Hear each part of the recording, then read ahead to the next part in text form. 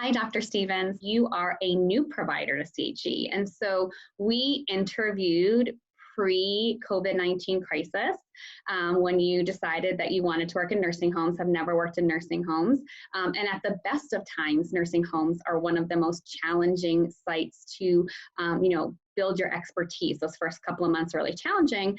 And then came COVID and you actually started full-time with us in your nursing home after, right? COVID-19 took full course in the nursing home. So I just wanted to start by asking, and I know you don't have a comparison, but what has it been like for you starting as a new hire in a nursing home in the midst of this crisis? Yeah, well, like you said, we started the interview process and even the training right before this crisis, this pandemic. I mean, I guess if we were looking in other countries, we would have seen it, but I just didn't know it was going to turn into what it is now. Yeah. And I remember one of the training, I don't know if it was a video or some material I was reading. It said, spend as much time as you can, FaceTime at the facility, getting to know everybody in the beginning. Don't be a stranger. You Mhm. and these other staff members to help you do the work and to kind of create a good relationship with these people working at the facility. Was part of the the training, and I remember thinking like, okay, this is fine, I've got this, I'm very social. So I kind of thought, well, all right, it's going to be really hard to make these bonds or these initial relationships with my coworkers at the facility, but I'm going to have to do it. So I exchanged a lot of phone numbers and texted people my updates, and if I didn't get to see them in the brief period of time, I was like walking through the administrative building and out of the actual residence, and found different ways to connect like that. But it is different, and there's an underlying anxiety about space, the personal space, the 6 feet social distancing, and we keep a lot of files or charts in small little condensed little areas. So having to respect each other's personal space, but we need a file is just kind of a dance. It's been interesting. And yeah, I'm really not sure what to compare it to. Like you said, there's nothing, this is the normal for me. There. Right, right.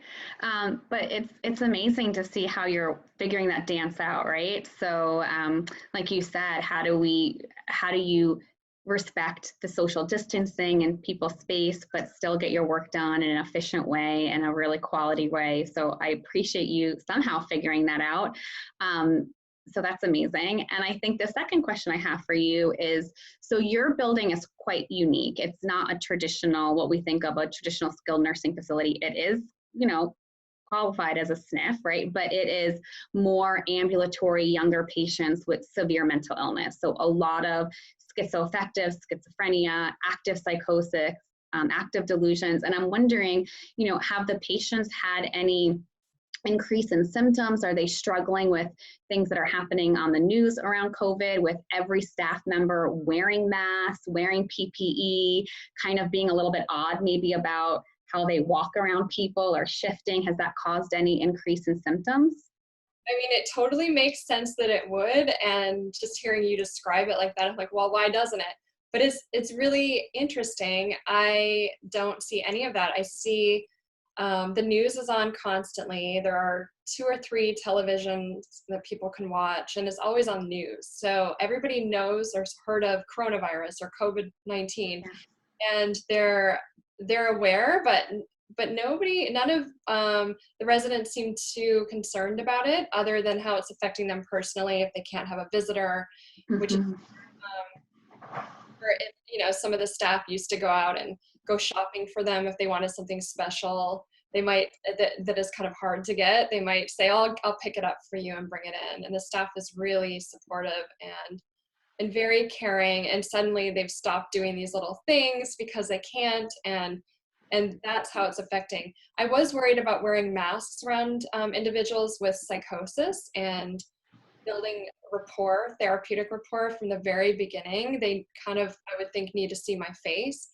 And almost immediately, I had a couple of weeks where I did have my face showing, no mask, but then almost immediately I had to start wearing this mask, and nobody even commented. That's what shocked me. It was I would explain it, and I would say, this is why I'm wearing it. Everybody who works here needs to wear it so we can protect you and, keep our germs to ourselves, and like, whatever, that's not what I want to talk about. And they would go into the issue that they felt that was something they wanted us to spend therapy time on.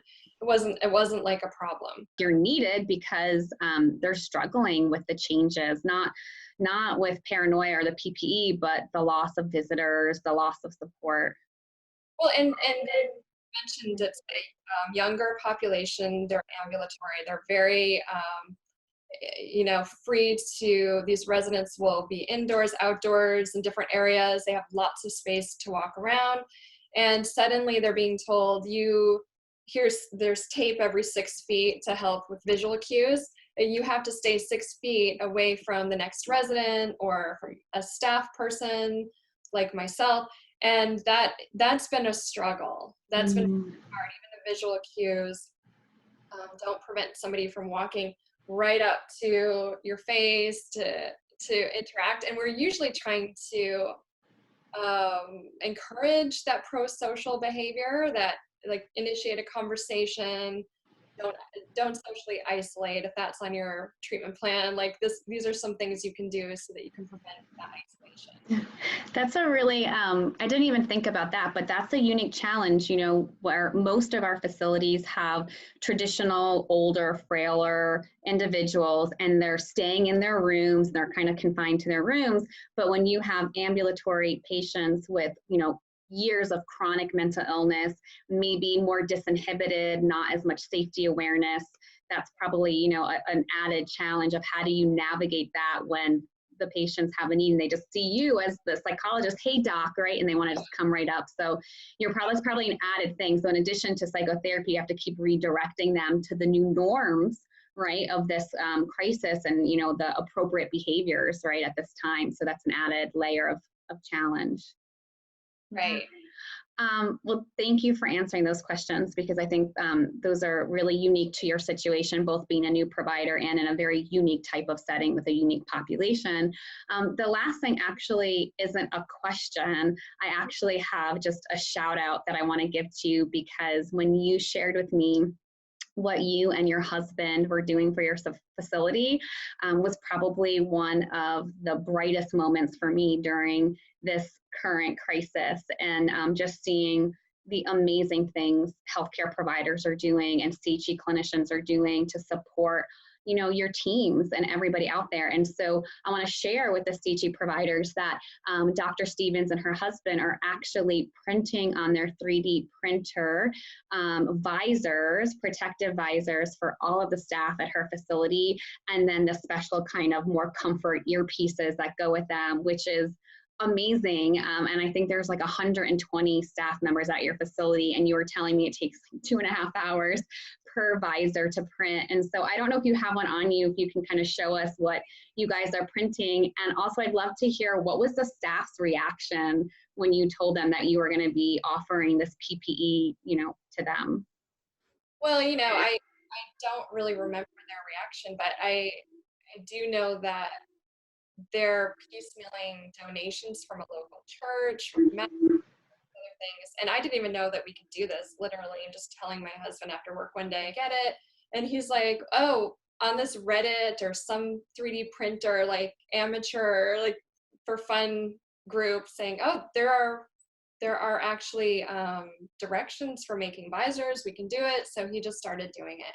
And then this is one of the visors. I don't know if you can see it, but it's just it looks small, but it takes a little bit of time for it to lay down the plastic. And then if you can see, there are 3 little kind of notches. I don't know what to call them.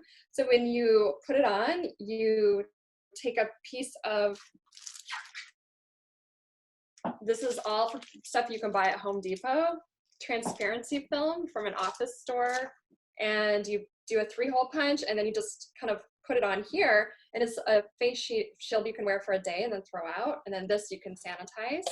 And then this is the other thing you mentioned, because some of the CNAs had their ears were being pulled forward and they looked really comfortable wearing these masks. It was uncomfortable, and I just, this is a really tall guy. I just asked him, how is your head? Do you have a headache? Because it looked uncomfortable. He's like, I've got migraine. So my husband found a thing for this. I don't even know, like a CAD design, what to call this, but you put it on your ear loops like this, on both sides like that, and then that just rests behind your head, so your ears are let off the hook. They can take a break if you need to get a little bit of time, because some of them are wearing them for over 8 hours. Yeah.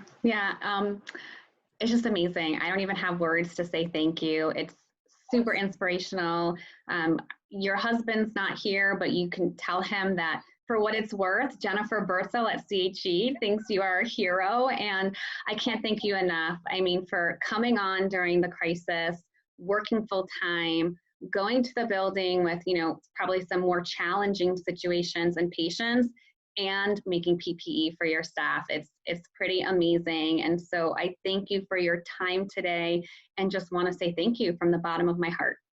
Oh, that's so nice. Thank you. I will definitely pass on that to him. He's Thank you, Dr. Stevens. Okay. Yeah. Have a great day.